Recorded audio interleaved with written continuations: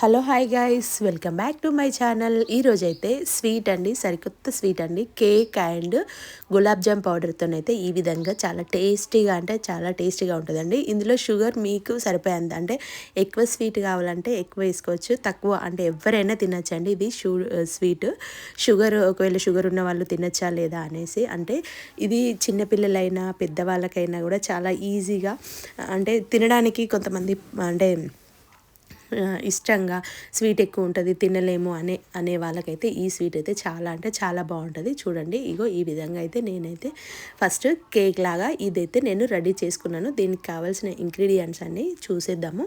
First అయితే ఇదిగో పాలు గులాబ్ జామ్ పౌడర్ అయితే ఈ విధంగా రెడీ చేసుకున్నాను కన్సిస్టెంట్. అయితే ఇందులో వేసుకొని తింటే టేస్ట్ అయితే వేరే లెవెల్లో ఉంటుందండి. మీరు ఎప్పుడైనా ఇలాంటి స్వీట్ ట్రై చేశారా? ఒకవేళ ట్రై చేస్తే కనుక కమెంట్ చేయండి. ఇది ఉండకట్టకుండా మంచిగా నిదానంగానైతే స్వీట్ అయితే పాలు బాగా వచ్చేసిందండి. నేను ఫస్ట్ భయపడ్డాను, ఏంటంటే ఆ పాలు విరిగిపోతాయేమో గులాబ్ జామ్ది కలిపాను కదా అని అనుకున్నాను. కానీ అసలు అంటే మంచి థిక్నెస్ అయితే వచ్చేసిందండి. చూడడానికి అయితే నోట్లో వేసుకుంటే కరిగిపోయేటట్టు ఉందండి, అంత బాగుంది. చాలా అంటే చాలా టేస్టీగా ఉంది. మీరు కూడా ఏం లేదండి, ఇంట్లో ఉన్న వాటితోనేనండి, బయట నుంచి ఏం కొనుక్కరావాల్సిన, అంటే మనం ఎప్పటికీ షుగరు, పాలు, పెరుగు ఇవన్నీ రెగ్యులర్గా మనకి ఇంట్లో దొరికేటివే కదా అండి. అంటే ప్రత్యేకంగా వీటి కోసం తీసుకురావాలి అనే ఆలోచన ఏం లేకుండా ఈ విధంగా అయితే ఫస్ట్ అయితే ఇదిగో నేను పాలు తీసుకున్నాను. పాలల్లో కొంచెం మనము గులాబ్ జామ్ ఎప్పుడైనా చేసుకుంటాం కదా, అలా పౌడరు, లేదంటే మీ దగ్గర అది కూడా అవైలబుల్ లేకపోతే బియ్యపిండి ఉంటుంది కదా అండి, ఆ బియ్యపిండి ఒక స్పూన్ అంతా ఈ పాలల్లో కలిపేసి మంచిగా కొంచెం మరగబెట్టుకోవాలండి.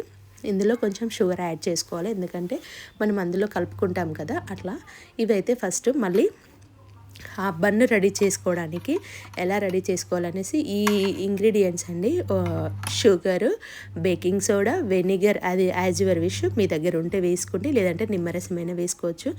ఇది పాలు అండ్ పెరుగు, సుజీ అండి, అదే ఉప్మా రవ్వ అండి. ఇవైతే నేను గ్రైండ్ చేసుకుంటున్నానండి. షుగరును ఉప్మా రవ్వ అయితే మిక్సీలో వేసుకొని, ఇంకా వేరే ఏం వేయకుండా పెరుగు కూడా యాడ్ చేసుకుందాము, ఎందుకంటే మంచిగా మిక్స్ అయిపోతుంది అనమాట. పెరుగు ఏంటంటే మనం కలిపినప్పుడు సరిగా కొంచెం ఉండలుండలుగా ఉంటుంది కదా, అందుకోసం అనేసి మంచిగా మిక్సీ చేసుకుంటే ఈ విధంగా అయితే మనకి ఉండలుండలు అనేది లేకుండా పర్ఫెక్ట్గా అయితే వచ్చేస్తుందండి.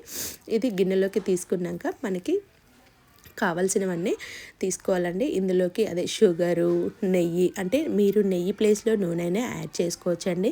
అంటే నేను ఏంటంటే నెయ్యి కమ్ అండ్ నూనె మనం రెగ్యులర్గా యూజ్ చేసేదే యాడ్ చేశాను అన్నట్టు.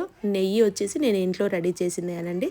ఇందులో బేకింగ్ సోడా, కొద్దిగా వెనిగర్ అయితే నా దగ్గర, అంటే కేక్ చేసుకుంటాను కాబట్టి ఉంది కాబట్టి వేసుకున్నాను, లేదంటే మీరు నిమ్మరసమైనా యాడ్ చేసుకో.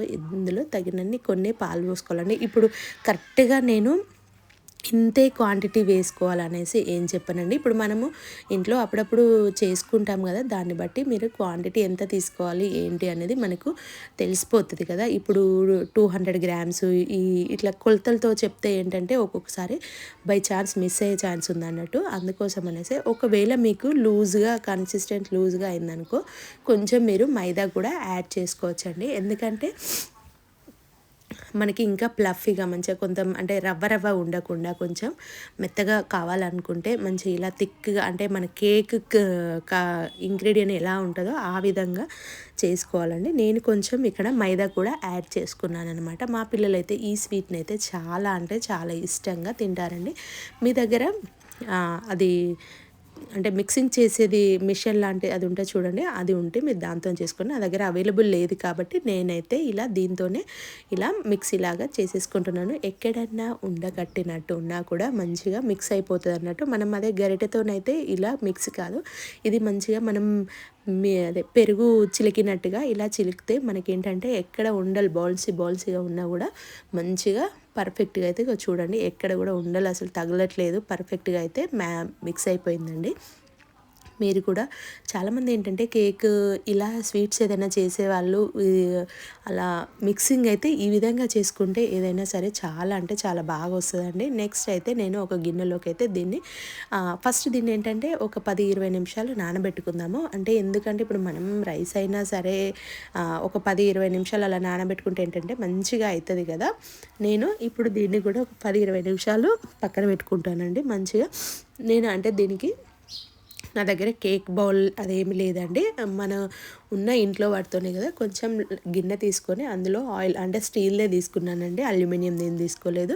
స్టీల్ దాన్నే కొంచెం ఆయిల్ అప్లై చేసుకున్నాను. ఆయిల్ అప్లై చేసుకొని సైడ్స్కి, ఎందుకంటే ఇది కొంచెం పొంగుతుంది కదా, అందుకే కొంచెం పైకి నూనె రాసుకున్నాను అన్నట్టు. రాసుకొని ఈ ఇంగ్రీడియంట్ మనము పోసుకొని పర్ఫెక్ట్గా ఒకసారి కుదిపేసుకుందామండి. ఎందుకు అని అంటే మధ్య మధ్యలో గ్యాప్ లాగా ఉన్నా కూడా మంచిగా పర్ఫెక్ట్గా పట్టుకుంటుంది కదా, అందుకే నేనైతే ఇదైతే ఇలా కుదిపేసుకున్నాను. ఇదిగో చూడండి, పర్ఫెక్ట్గా అయితే సరిపోయిందండి. మన దగ్గర కేక్ గిన్నె లేకున్నా కూడా ఇది సెట్ అయిపోద్దండి.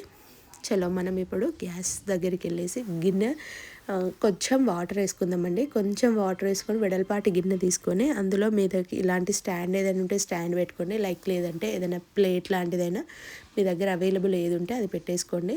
ఇది సెట్ అవ్వట్లేదు ఎందుకంటే కొంచెం ఇదేంటంటే ఆవిర్ల మీద ఉడకాలి కదా, ఆవిర్ల మీద ఉడకాలి కాబట్టి గ్యాప్ ఉండకుండా చూసుకోండి. గ్యాప్ ఉంది, అదే చెక్ చేస్తున్నాను. మళ్ళీ తీసానమాట, మూత తీసి మళ్ళీ దీనికి ఇది ఇలా చూసినా కూడా సెట్ కావట్లేదు. వేరే ప్లేట్ ఉందండి నా దగ్గర, ఆ ప్లేట్ అయితే అంటే అల్యూమినియం ఇవి ఇట్లా స్ట్రైట్గా ఉంటాయి చూడండి, అలాంటి ప్లేట్ అయితే పెట్టేసుకున్నాను అన్నట్టు.